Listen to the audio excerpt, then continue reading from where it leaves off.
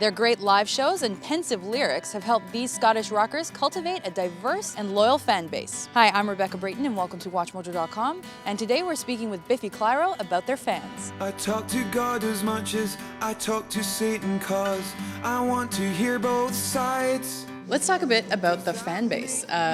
Who would you expect to see at a Biffy Clyro show? You could see anybody at Biffy Clyro show, absolutely. You could see people in buggies to holding walking sticks, to be quite honest. It's a really, really diverse fan base we have. I don't know how we've managed to do that. It's maybe because we haven't ever had a target audience in our head when we write our music. You could find like somebody with a proper punk mohawk and studs in their jacket, or like a black metal fan, you know, from that to just chart music people. Literally, they all come to Biffy shows, and we find that really special. And the amount of kind of middle-aged fans that follow us around the country, it just baffles me. It's amazing, and we're so thankful to them for their support.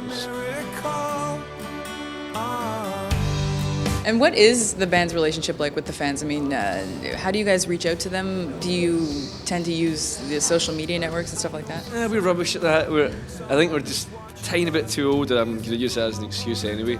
Just a generation gap away from that kind of internet vibe, and we're not very internet savvy. We don't tweet or whatever it's called, and somebody does it on our behalf. So what we do to give back is we try and meet the fans after shows if we can, especially in gigs like this where it's only 300 people, then you can afford to meet kids.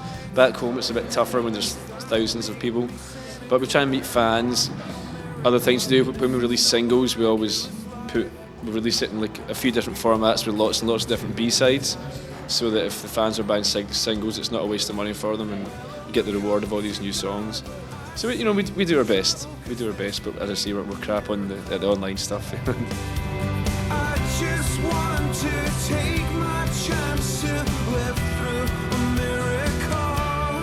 Now, you mentioned the North American and European audiences, so why don't we have you compare them for us? They're actually very comparable, to be honest. I would say North American audiences are very similar to UK audiences. Not the whole of Europe, it varies all over Europe and stuff, and especially like going as far as Japan is different, and then again Australia. Australia's more like UK, but I think North America there's a bit more whoop whoop going on, a bit more yeah whoop and all this stuff, which you don't really get that much of that in the UK. Like in between songs you get people maybe shouting things, but here it's always a kind of, I mean, Montreal, as I say, might be entirely different. We've only done Montreal a couple of times, and I can't remember that there being that many whoop whoops, but certainly North America, it's all about the whoop. Oh, watch what you do here. We tend to riot. Riot? We're a riot city. Excellent, let's go for it. Anyway, thank you very much for your time. Thank you very Hope much. it wasn't too painful. It wasn't painful at all, thank you.